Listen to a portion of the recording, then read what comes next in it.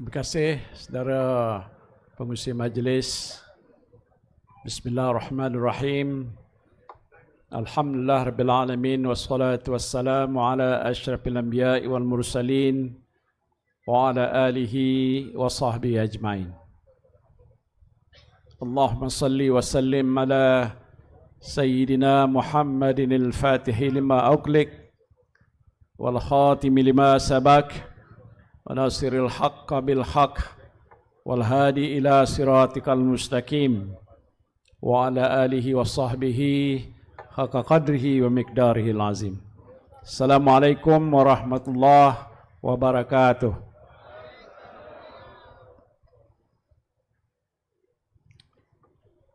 Yang berhormat Dato' Yunus selaku Yang di-Petua PAS Negeri Selangor dan juga ahli parlimen. Yang berhormat sahabat saya Datuk Saifuddin Abdullah, ahli parlimen Indra Mahkota. Sahabat saya yang bahagia Engineer Harun Nizam, Ketua Penerangan PAS dan juga ahli parlimen Jerantut. Datuk Suhaimi, Ketua Bersatu di Sepang, Ketua Gerakan, Dev Jemputan, dan yang berhormat saudara-saudari yang saya hormati sekalian. Apa khabar semua? Letih aja. Pertamanya saya manjatkan syukur kehadrat Allah Subhanahu wa taala kerana pada malam ini berkesempatan untuk hadir di sini untuk sama-sama mengambil bahagian untuk memberikan sedikit sebanyak penerangan berhubung dengan isu-isu semasa yang sedang pun kita hadapi pada hari ini di negara kita, khasnya di Selangor.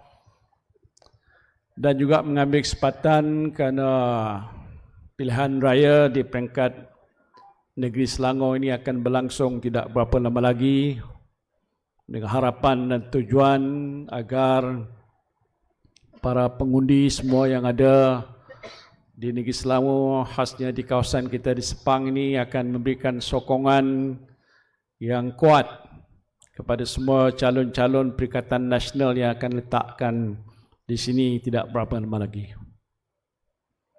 Selangor adalah sebuah negeri sejak dahulu dikenali antara negeri yang maju.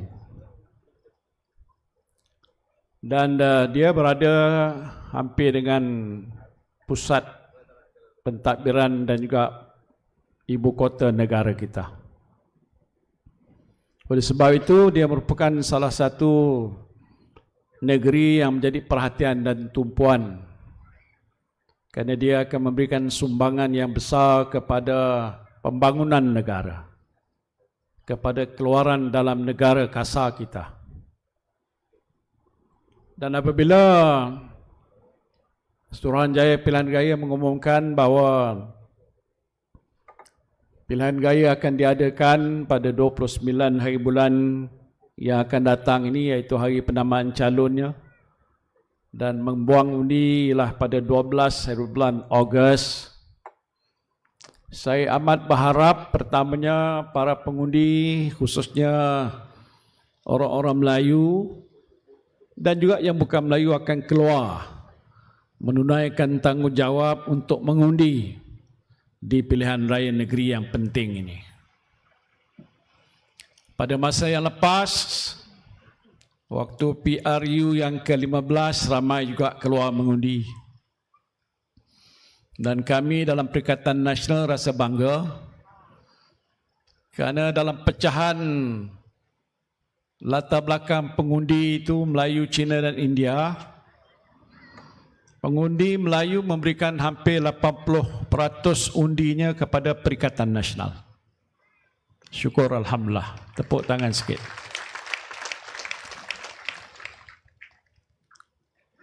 Saya nak menyebutkan ini bukan kerana undi-undi lain tidak penting, tapi nak mengingatkan kerana ikut apa yang telah pun berlaku dalam pilihan raya yang lepas, agak pengundi Melayu ni mengambil sedikit mudah untuk keluar menunaikan tanggungjawab.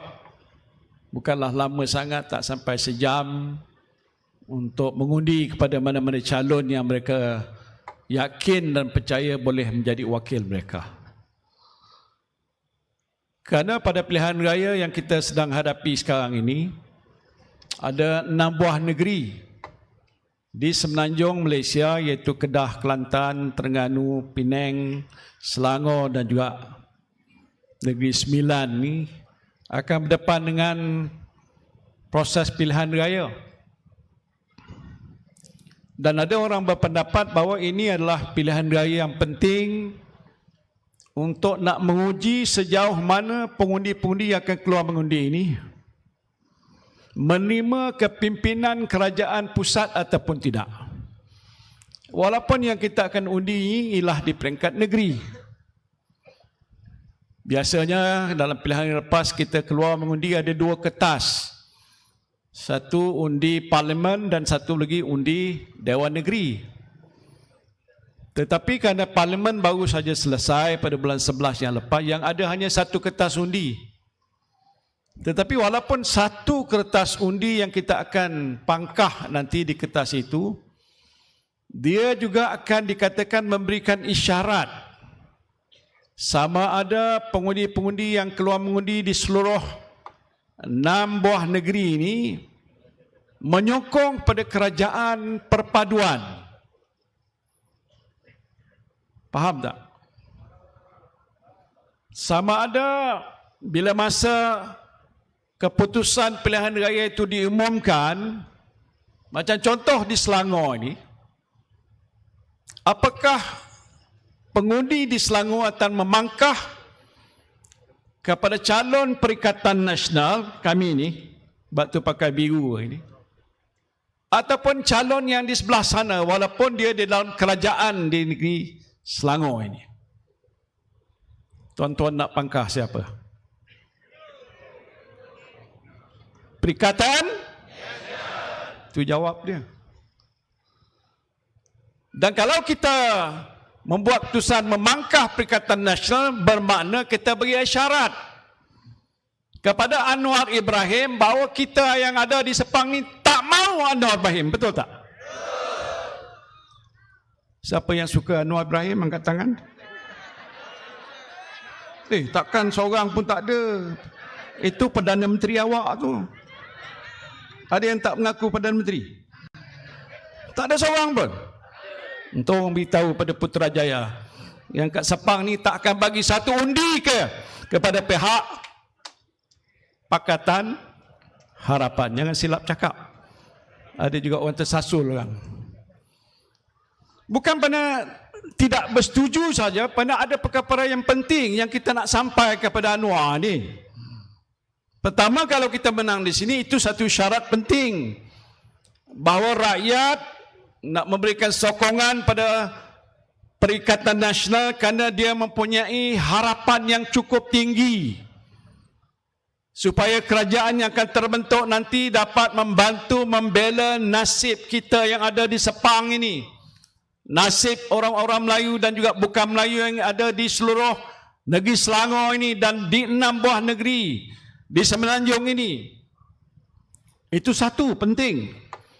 Tetapi juga nak memberikan satu isyarat yang kuat pada Anwar Ibrahim bahawa segala dasar kalaupun ada, tindakan kalaupun ada, perancangan kalaupun sudah disediakan, ataupun kenyataan-kenyataan yang dibuat oleh Anwar Ibrahim dan pemimpin kerajaan Madanun ini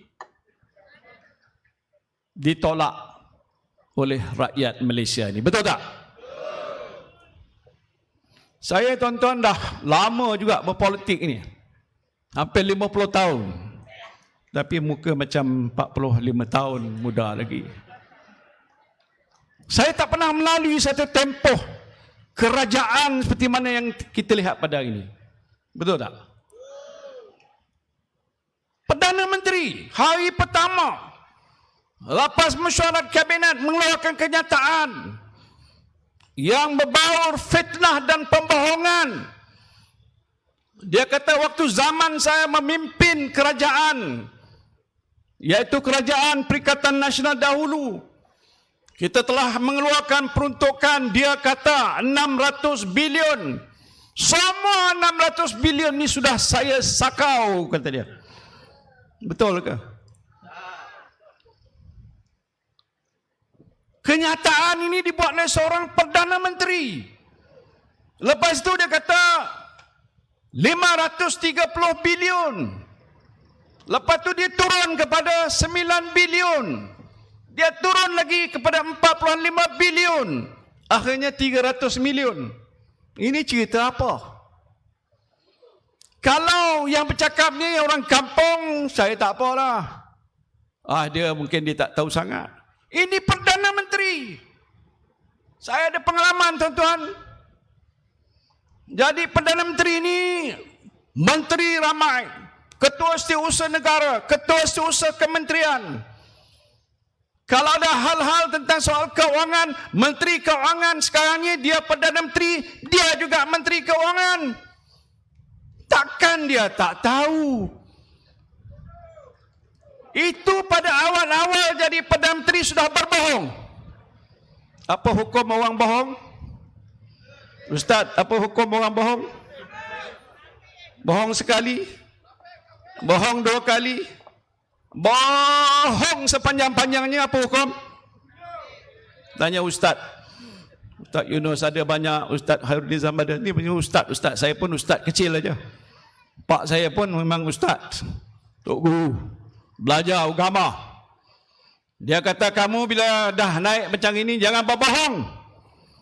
Kalau berkali-kali berbohong tu sudah munafik. Bukan saya kata.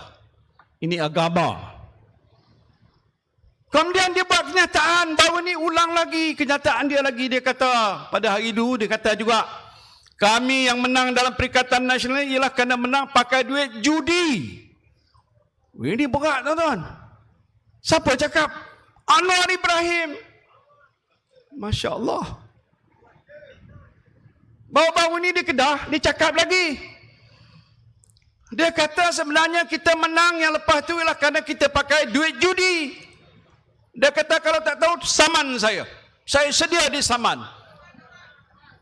Orang Sepang saman dia. Lapor polis. Tapi lapor polis ni okey, dia akan siasat. Baiknya saman, cari peguam saman dia. Saya ada jenuh nak saman dia. Ini ketua kerajaan. Rakyat tak nak dengar cerita yang itu. Rakyat nak dengar ni sekarang ni kita berhadapan dengan soal masalah besar. It is about our survival. Nak hidup, nak ada makanan di atas meja. Ini yang kita sedang hadapi pada hari ini. Tak payah beritahu saya. Saya tengok muka tuan-tuan pun saya dah tahu masalah. Betul tak? Tadi dah banyak cakap cerita masalah itu. Tapi sebenarnya itu hakikat. Rakyat pada hari pertama bila kerajaan terbentuk mengharapkan sesuatu kenyataan yang jelas dan tegas tentang apa yang harus kerajaan lakukan dan tindakan mesti dibuat secara segera. Tidak berlengah-lengah kerana masalahnya adalah masalah besar. Bebanan rakyat tanggung ni tak boleh tertahan lagi. Selepas saja berhadapan dengan masalah COVID-19, saya menguruskan itu. Terima kasih tadi siapa dah sebut perkara itu. Tak payah nak bagi terima kasih pada saya pun tak apa. Itu tugas amanah saya. Keadaannya ialah bukan saja masalah yang kita hadapi, ialah masalah kesihatan. Masalah nyawa, jangan terkorban, mesti cari vaksin, mesti cari langkah untuk memulihkan orang-orang yang sudah jatuh terkena dengan COVID-19. Bukan saja di Malaysia, di seluruh dunia. 32,000 nyawa terkorban di negara kita. Saya tak seronok. Tapi berbanding dengan setengah negara-negara yang maju lain, di Malaysia setiap 1,000,000, 1,000 orang meninggal. Kalau di UK, di US, setiap 1,000,000 dekat 3,000 orang meninggal. Mana lagi baik? Malaysia baik sikit. Tapi bukan soal cerita itu. Itu sudah pun kita urus dan kita selesaikan. Tapi kesan pada langkah-langkah yang kita ambil untuk mengawal supaya wabak COVID itu tidak melarat, nyawa tidak terkorban, ialah pada kehidupan manusia, rakyat Malaysia. Tak boleh bekerja. Ada PKP. Bukan saya suka. Anwar Ibrahim gelar saya bapa PKP. Saya tak nak cakap dia kepala bapa. Tapi tercakap juga. Dia kata saya bapa PKP. Ya, cakaplah sekarang boleh cakap. Coba orang di Sepang ni hari itu tak ikut arahan kita dan keluar minau ke Serato, seluruh tempat ni. Mungkin tak sampai separuh agaknya masih ada duduk di sini dalam dewan ataupun majlis ini. Nauzubillah. Ialah masalah kehidupan. It is about the life of people, tetapi livelihood rakyat kita yang terkesan masalah COVID. Kita terpaksa cari jalan untuk membantu syarikat-syarikat medium, small enterprise.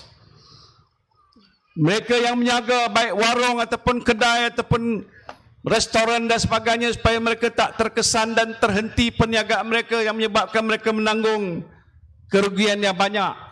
Kita keluarkan peruntukan yang dikatakan fiskal dan bukan fiskal sebanyak 530 bilion.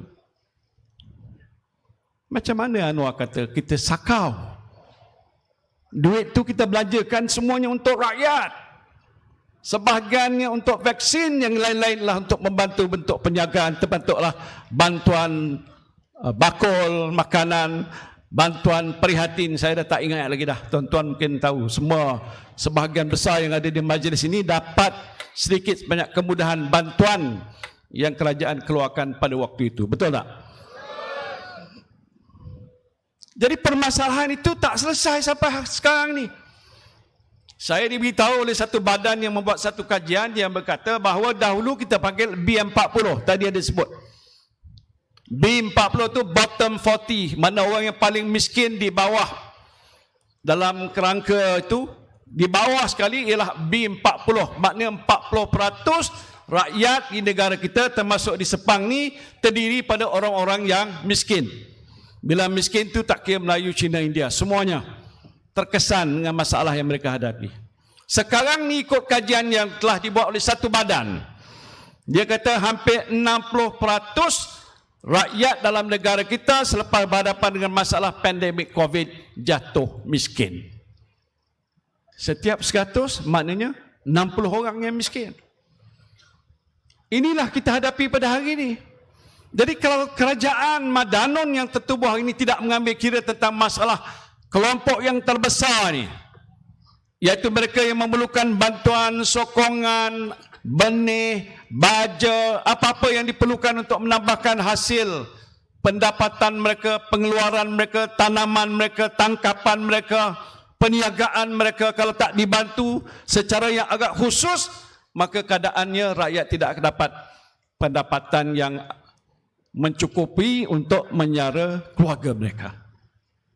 Lebih terbeban ialah kerana hari ini katakan ringgit makin hari makin menjunam jatuh. Negara kita ini walaupun ada makanan yang dikeluarkan tapi tak mencukupi.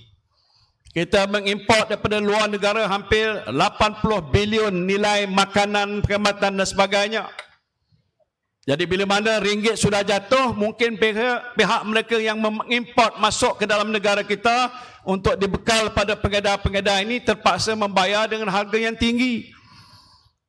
Dan bila dibayar dengan harga tinggi, dia terpaksa menjual juga dengan harga yang tinggi. Pendapatan kita kalau ada 1,000-2,000 sebulan, yang dulu boleh berbelanja sekian banyak dengan agak lebih mudah, sekarang ini mungkin sudah berkurangan. Menjadi beban bagi kita untuk menyara keluarga kita, anak-anak kita dan saudara mara kita. Ini satu isu besar. Sampai hari ini pun tidak ada satu apa kenyataan dan keputusan telah diumumkan tentang inilah langkah-langkah komprehensif yang sudah pun disediakan oleh pihak kerajaan Madanon untuk menyelesaikan masalah rakyat. Dan setiap hari di mana saja saya pergi, isu ini berbangkit. Hari itu saya turun ke Taman Melawati, melawat satu pasar malam. Saya melawat gerai jual sayur. Semua sayur. Yang ni terung naik, sawi naik, bayam naik, apa lagi semuanya naik. Saya tanya apa yang turun, dia kata hujan turun. Harga barang semuanya naik. Dan ini berlaku di mana-mana saja. Saya tidak mengatakan itu perkara yang mudah. Tapi yang rakyat harapkan kalau sudah ada terbentuk kerajaan pada hari ini, kerajaan ini dipimpin oleh Anwar Ibrahim, apa langkah yang wajar, yang patut segera diambil sekarang untuk meringankan bebanan rakyat? Sedikit banyak mesti dibuat. Apalagi bila naiknya bil elektrik. Tadi Datuk Saifuddin ingat pada saya, bil elektrik dah melambung. Dia kata dulu tak terkena pada orang B40. Tetapi sekarang dah banyak orang beritahu saya mereka terpaksa bayar bil dulunya 100 lebih dan naik dekat 200 lebih. Mahal. Apalagi bila masalah ini dikenakan pada pihak industri terpaksa bayar lebih, maka proses pengeluaran industri bertambah mahal. Bila ada produk nak dijual pada pengguna, pengguna terpaksa bayar harga yang lebih tinggi. Ini masalah besar pada negara kita. Jadi saya tak tahulah kalau saudara kata tak apalah dia ni baru lagi. Berapa lama dah? 7 bulan. Dia biasa kalau kerajaan yang baru tu naik, di mana-mana negara pun dia kata kita tengok hari yang ke-100. The first 100 days. Lebih kurang berapa? 3 bulan lebih sikit. Nak tengok apa yang Anwar Ibrahim buat the first 100 days? Cuba bagi saya satu je. Saya bagi RM10. Apa dia buat dalam 100 hari? Apa dia? Panjat rumah. Sekarang dah lebih 7 bulan.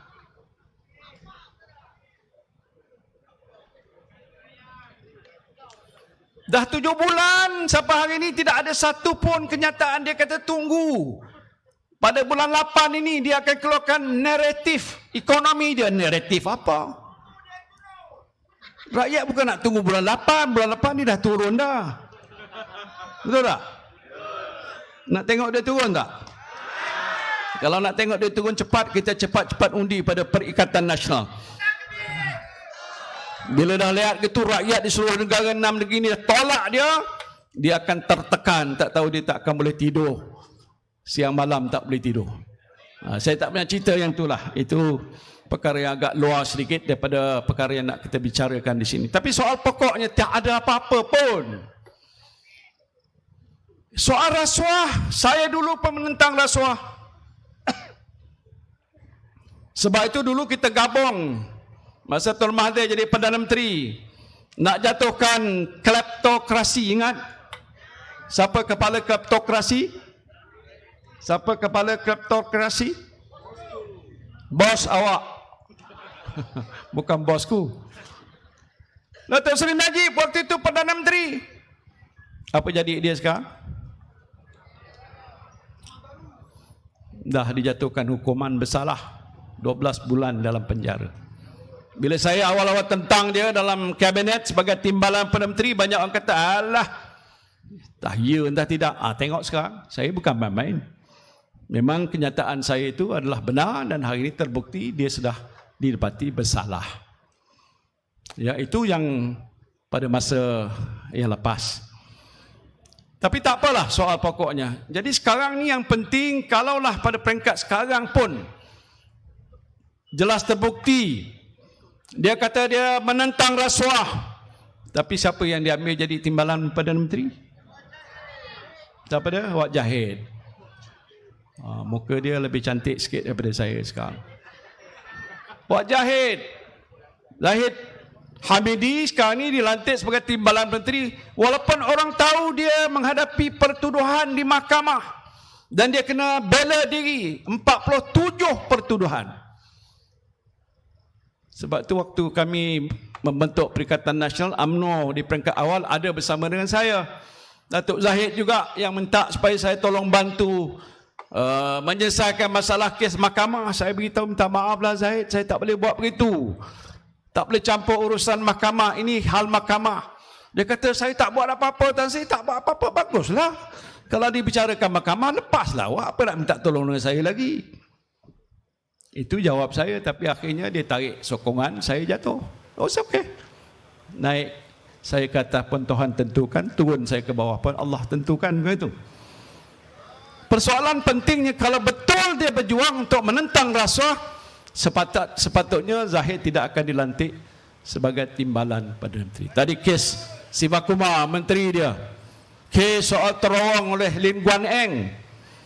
Ini contoh-contoh yang sudah ada di hadapan mata. Kenapa tidak disegerakan? LCS nak beli 6 buah kapal, 1 kapal pun hari ini tak datang. Bayar 1 kapal 1 bilion lebih, kos bersekali dekat 12 bilion tak silap saya.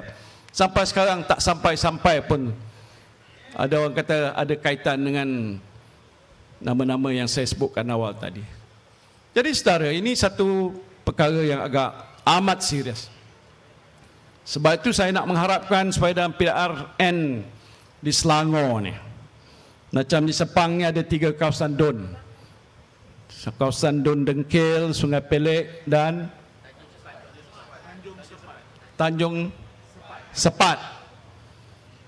Ya, 3 DUN ni kita nak minta supaya pengundi-pengundi kita semua sokong kepada Perikatan Nasional. Boleh tidak? Pasal mesej yang kita nak sampai itu penting untuk masa depan kita. Kalau kita terpilih juga pada Pakatan Harapan, saya tak tahulah apa akan jadi. Minta maaf, saya boleh cerita panjang sampai subuh, tapi saya tak ada masa nak cerita panjang. Mungkin ada ketika yang kedua datang second round besok lepas penamaan calon, manalah tahu. Nanti kita akan cerita panjang lebar untuk menjelaskan isu dan masalah yang boleh berlaku kepada negara. Saya tak sentuh soal DAP, tapi penting kerana dalam sana adalah kumpulan DAP. Saya tak sentuh panjang lebar tentang UMNO sekarang ini sudah bersekongkol dengan DAP. Sejarah UMNO berjuang sejak awal tahun 46 ditubuhkan. Saya menjadi ahli berpuluh-puluh tahun sampai jawatan timbalan Presiden UMNO. Kita berjuang untuk menentang ideologi yang dipelopori oleh DAP, yang tak sehaluan, yang tidak menyokong dasar-dasar yang memperjuangkan nasib orang Melayu dan Islam dalam negara kita. Konsep Malaysia. Saya boleh cerita panjang. Sekarang ni UMNO sudah bersyubahat. Saya fikir di belakang ada orang UMNO kot. Kalau ada baguslah. Ahlan wa sahlan wa marhaba. Sila datang ni. Kalau tak keluar daripada UMNO pun tak apalah. Sementara belum berfikir panjang. Tapi bila sampai PRN ni pangkah pada Perikatan Nasional. Terima kasih. Itu saja yang mohon. Saya tahu di setengah-setengah tempat tu banyak yang telah meninggalkan cawangan. Bilik gerakan ada sebelah belakang tu dah tutup. Harap dia takkan buka-buka lagi. Betul tak? Pasal masalah ini prinsip perjuangan. Macam mana dia korbankan hanya kerana nak menyelamatkan Tengkuk dan nyawa Zahid Hamidi. Bersekongkol dengan Anwar Ibrahim. Di situ ada DAP. Kalau dulu orang Melayu sukakan UMNO, sokong UMNO kerana dia tahu UMNO parti yang perjuangkan nasib orang Melayu. Bukan hari ini sokong UMNO, kalau ada calon UMNO, tetapi yang dapatnya besok DAP sebelah sana. Itu bahaya, tuan-tuan. Saya tak fikir kita nak melihat satu masa depan orang Melayu terancam dan diancam oleh kerana adanya parti yang kita tahu tidak memperjuangkan nasib orang Melayu. Baru-baru ini apa yang Lim Guan Eng sebutkan. Dia bagi amaran di Pulau Pinang, tapi ini amaran ni sampai juga ke Selangor. Dia kata jangan sokong pada Perikatan Nasional kerana gelombang hijau yang kami bawa dulu masa PRU yang baru lalu ni yang menggerunkan dia. Tapi dia kata kalau sokong, maka semua gereja, tokong-tokong, tempel-tempel akan dirobohkan oleh kerajaan Perikatan Nasional. Betul ke tu? Itu satu hasutan. Dah ramai dah orang buat laporan pada polis untuk siasat, dan saya fikir sedang pun disiasat oleh pihak polis. Kita tak boleh main soal begitu. Jadi sebab itu pada malam ni ringkasnya saya mohon kerjasama daripada semua bapa-bapa, anak-anak muda yang dekat sini yang memang pun ada hak untuk mengundi, untuk keluar beramai-ramai. Kalau boleh di sini tunjukkan satu rekod hampir 100% pengundi khasnya orang Melayu akan keluar mengundi pada 12 hari bulan yang akan datang ini. Boleh ataupun tidak? Dan nak mengundi siapa? di Perikatan Nasional. Terima kasih banyak-banyak. Saya nak ucapkan terima kasih kerana kesempatan ini diberi pada saya. Saya tak dapat nak cakap lebih panjang lebih itu, walaupun di setengah tempat hampir dekat 1 jam. Saya diberitahu bahawa tak saya melancarkan tabung pilihan raya Perikatan Nasional Sepang pada malam ini. Tapi saya nak maklumkan ada 2 nama yang saya nak umumkan lebih awal daripada pengumuman rasmi. Satu ialah calon kita untuk Sungai Pelik ialah Dato' Suhaimi di sini. Dan calon bersatu di Dengkil ialah Dato' Jamil Saleh. Ini dia orang ni.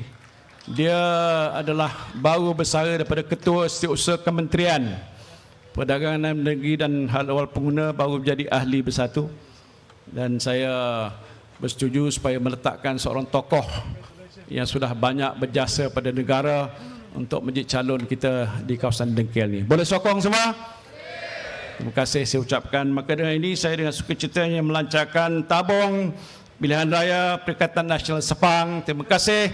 Wabillahi taufiq wal hidayah. Wassalamualaikum warahmatullahi wabarakatuh.